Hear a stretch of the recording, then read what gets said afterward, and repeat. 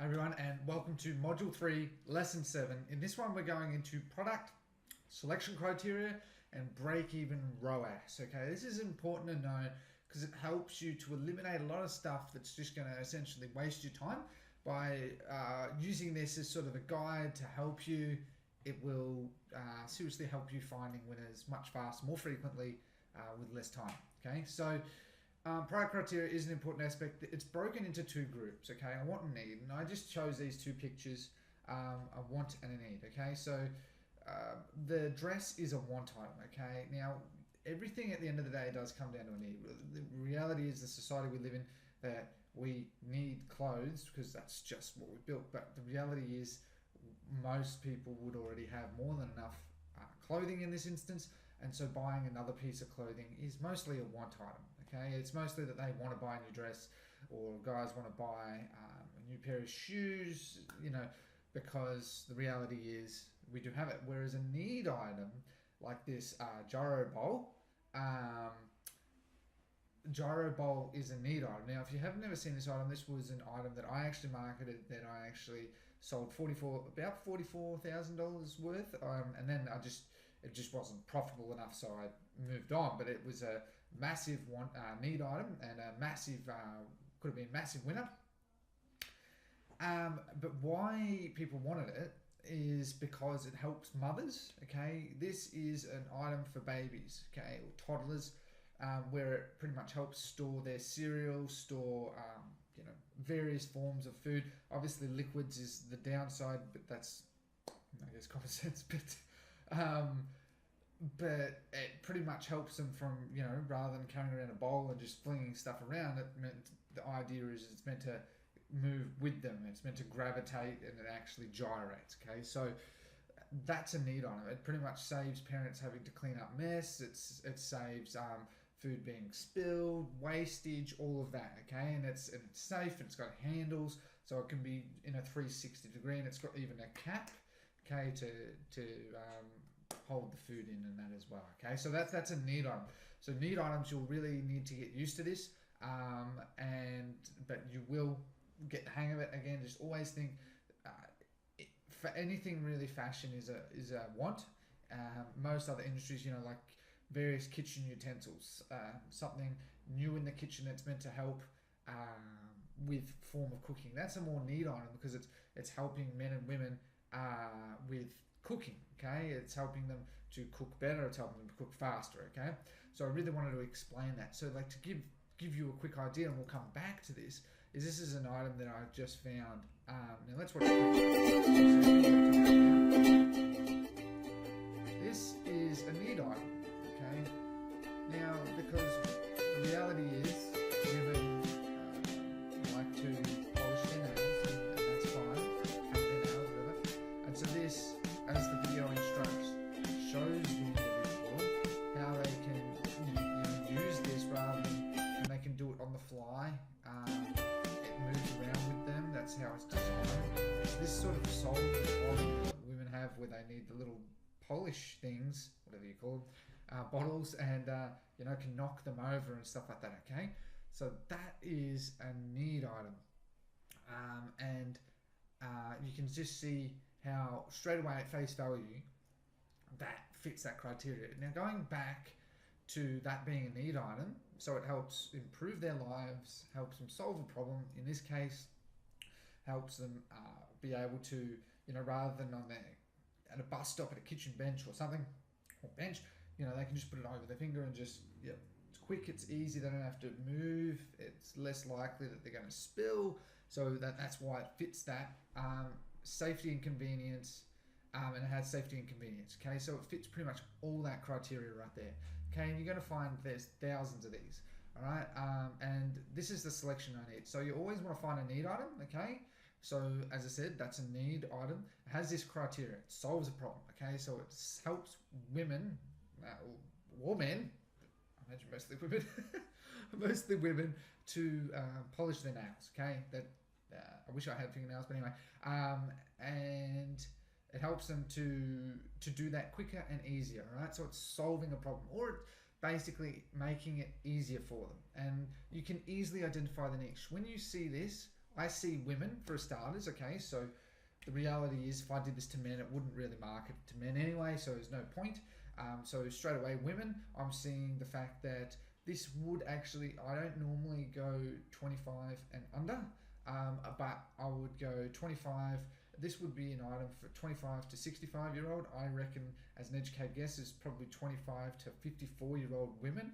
But then if it starts doing well, then I would immediately try actually 18 to 24, because this is a cheap item that especially girls, young girls, they love to do their fingernails, and it would probably do quite well to them. So there are exceptions to the rule as well, but again, you sort of just need to go off your gut feeling. You can use the audience insights tool and stuff for that as well, but again, I don't really go to that degree. It's just no need. But you can see how it solves that problem. So we can see how as well, sorry, with the niche. So it's obviously women that are into cosmetics. So plain and simple, if this was me, I would just literally be looking up top 10 cosmetic brands. Top would be one, top 10 cosmetic magazines, even jewelry. You know, women that like to paint their nails usually like jewelry, okay? But I would stick to trying cosmetics, cosmetic brands, cosmetic brands as in brand websites, okay? Cosmetic magazines, fashion, okay? This all comes under fashion, jewelry. You can see straight away where this sort of fits in, but straight away I would say cosmetics. I would be just finding a heap of different interests around cosmetics. Again, I either use the audience insights tool or top 10 cosmetic brands, top 10 I've just gone blank, cosmetic magazines, various things like that, or blogs, famous people that sell those products and stuff like that. You're going to have heaps of ideas, okay? And again, if you do know one, throw it in the audience insights tool and that will help you there. Anyway, so moving on, it can easily identify the niche and it has a video you can use. So we have a video. It has nice text overlay, okay? Now someone say it's bad to steal someone else's video. But when you're starting out, you don't have all the resources in the world. I would just put, I use Camtasia. I would put my logo up the top right, and just put your logo there, and it just has it the whole way through. Do they have it right at the end?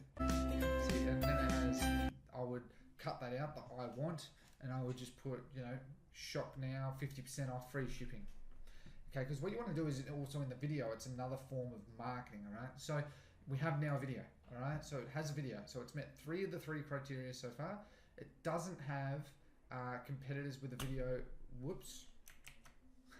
with a video over 500k views. Okay, so what this means is that we don't want insane competition. It used to be fine, but Facebook have updated their algorithm, so it is becoming a bit harder. All right, so if we put in what's it called? Nail polish room. No, let's just put in nail polish. All right, we go videos. Okay, so we can see that it doesn't fully meet this criteria. It is. We can see here that this is this is actually a new marketing strategy that a lot of people are using. We can see though, for the most part, it is fine. Okay, again, there are always exceptions, but we can see that this is a product that's been marketed, probably actually a bit too much having a closer look here. All right, but you sort of get the idea. See how it's got, well, that's a different nail one. You can see heaps of people have been marketing this related type of product. You can see that these are large pages. Let's get it. Have huge amount of followers, and I want one. Again, huge amount. So what this is that these are paid shout outs, okay, if that's what you're wondering. This whole episode thing is the latest sort of marketing thing that they're using, where it's just started this trend of episodes. And you can see as well here that these, and you can see it's all Blue Crate. They're just, Blue Crate is just smashing it. So if we go to Blue Crate, that's how they're able to do such big numbers, is they're just doing these large paid promotions, and it's $4.99. Okay, so they would be having to make this serious volume. with 7 AUD because they're currency converter. But that isn't a great example upon further investigation. But you can sort of see, again, you use over 500k videos, as long as it at least meets 3. I'm going to add that in. At minimum, it needs to meet at least 3 of these criteria. Okay, the reason I say that, and I forgot to add that in, is that these pages are big fan pages, right? But they're not really doing paid promoting. They're not really doing paid promoting. These are shout outs, very different to doing just a Facebook ad, and they're probably just doing remarketing. This is something that I would be tempted to try, okay? So it does meet my criteria for things I would try. The other part we want to see is that as well, another indicator can be sometimes it might not have a huge amount of views, but it might be the search criteria you're using as well. So this can also be an indicator, is doesn't have insane sales. So I've looked up the product nail polish ring here on AliExpress, and we can see we've got it here. We've got a number of different types, but you can actually see as well that there's a number of different types. Okay, so this is the one that sort of really fits around the finger quite well. That one fits around fingers as well, and see how you could actually market that to dogs. Not that one, because at Disney I would not do that, but you can see exactly sort of what I mean, like the term. There's a lot of different types. We can see here that a holdable gel finger, what do they call it? A nail finger. I'm going to maybe change the criteria.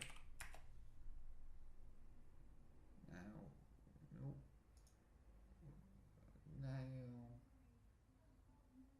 finger polish. I'll just put in nail finger. Yeah, that looks like that's pretty much what it is anyway. What? Oh, sorry. Nail polish ring. Okay, let's try a slightly different term and see. Yeah, so we can see that it, well, from what we see here, that it doesn't have a huge amount of sales. So this meets my criteria of at least 3. I would be trying this, but again, I try not to overthink it. I like the product. I can see the audience. It's to women. It's to women that are into cosmetics. Nail polish brands is another one, of course. There's heaps of those. I don't see that the product has had 10, 20,000 sales on AliExpress. So that's what I would go off by. If it has a couple hundred to 1,000, it's a couple thousand, up to 2,000, that's fine. It's when it hits 10,000 and that product has guaranteed been drop shipped. Because AliExpress can get a lot of orders, but 99% of the time now, it's actually because of drop shipping, okay? That some supplier gets an insane amount of orders. That can be an indicator that the product you may not have seen has been marketed heavily, okay? So as long as it meets 3 of those criteria, which it does, that's fine.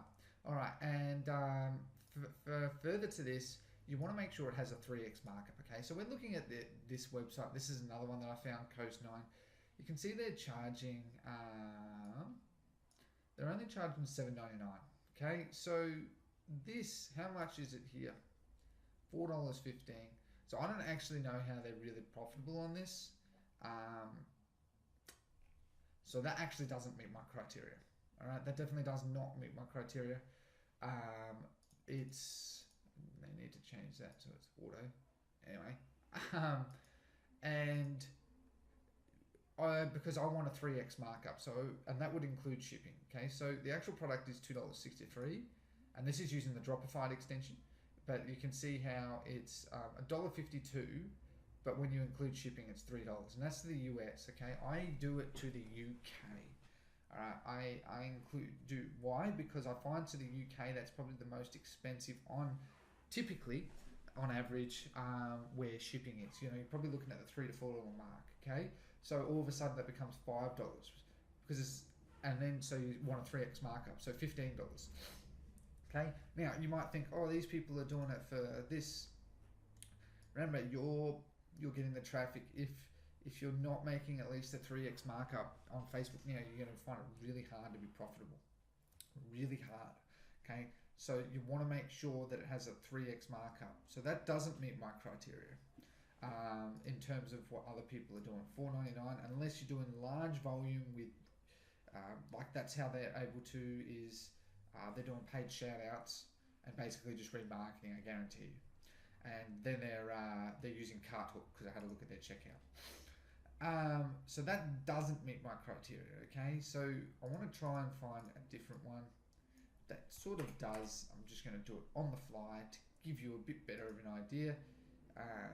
But you can see how that's close. I've seen that marketed a great deal, but again, it's straight away I see too many views.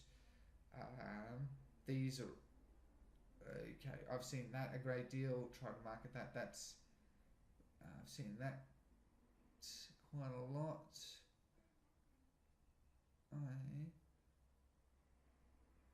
Yeah, so this is the part that can take a while. Okay, so if we put in now, because I wonder if there's like a different variant of it.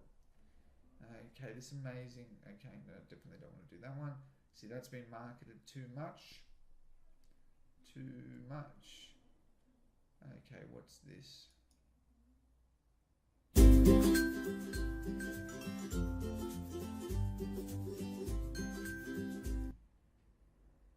Flawless brows, amazing. Wow, it was sold out.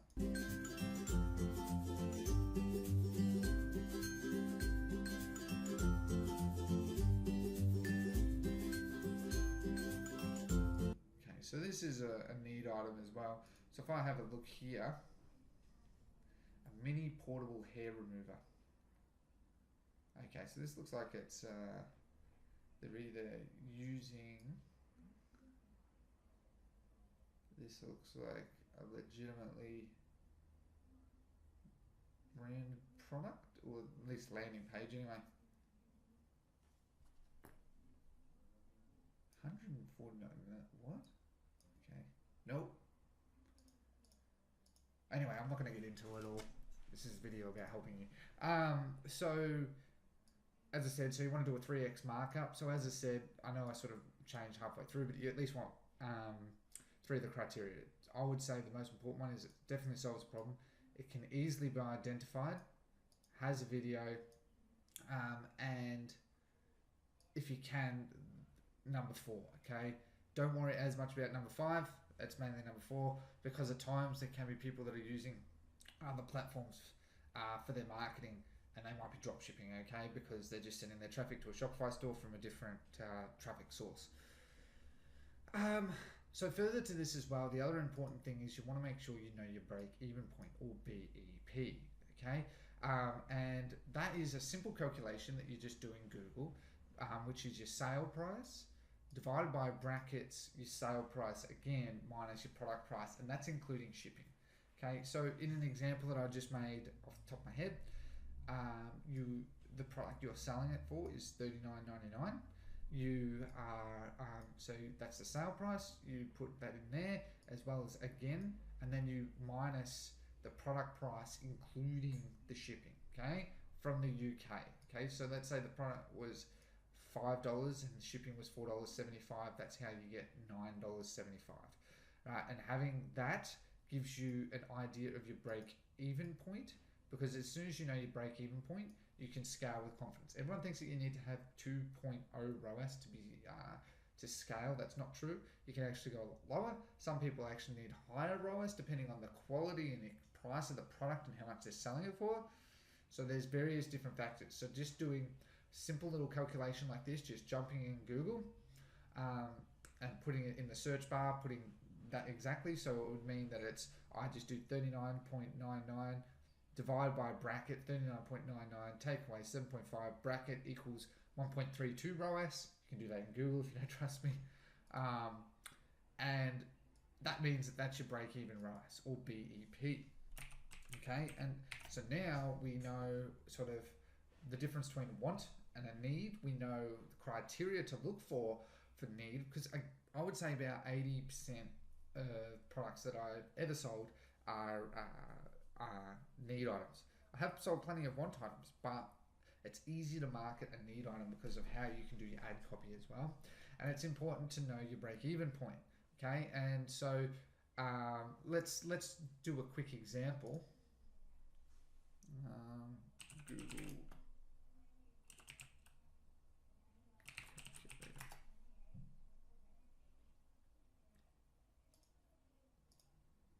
Sorry about that. So we can, I just did a quick bit of research. We can actually see this product doesn't have e-packet to UK, but just for the example, we can see here that e-packet just for the US is $2.63. So we're looking at $4.34. $4.34. Now, actually, keep in mind as well, a lot of suppliers will actually try and send with China Post if it's under $5 US. I found that out the hard way. I think it's a really dick move, but just keep that in mind. Make sure you keep suppliers in mind. So if we go, the product price is $4.34, and I'd be marking this up as a 3x markup. So 4.34 times by 3. So I'd be going at $14.99, as I was thinking. I've forgotten how to.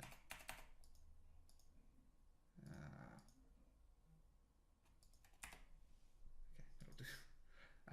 So all of a sudden I've got $14.99 divided by bracket $14.99 take away, what was it? $4.34. 4.34. So we have a 1.4 break even ROAS, okay, and that's just for the United States. Okay, this would be it would be higher if it was to the United Kingdom. If we have a look here with United Kingdom, there it is. We can see here that you can use these other shipping methods. See how much slower it is. They don't actually do e-packet there. You can do EMS, which is pretty much as fast, but you can see how much more expensive it is. And that's why when you're trying to look for these products, you want to work off the worst case. It's not to put you off, it's to purely try and help you make decisions far easier. So if we have a look at this supplier, lastly, and we go here, yes, they have e-packet. Okay, so it's actually not that much more to United Kingdom. Okay, so it's actually pretty much about the same. So you'd have a break-even ROAS of 1.4. Okay, and if you're doing upsells, if you're doing bulk discounts, you're doing post-purchase upsells, you can retain a 2 ROAS, and that 0.6 ROAS may not be a huge amount, but you know, you're making a bit of extra money. So that's pretty much how you now know how to do product selection criteria, you know how to do the product research, and you now know how to calculate your break-even ROAS, so that now you can go out and find products, market them with confidence, and understand, are you making money, are you not making money? Okay guys, thanks for your time.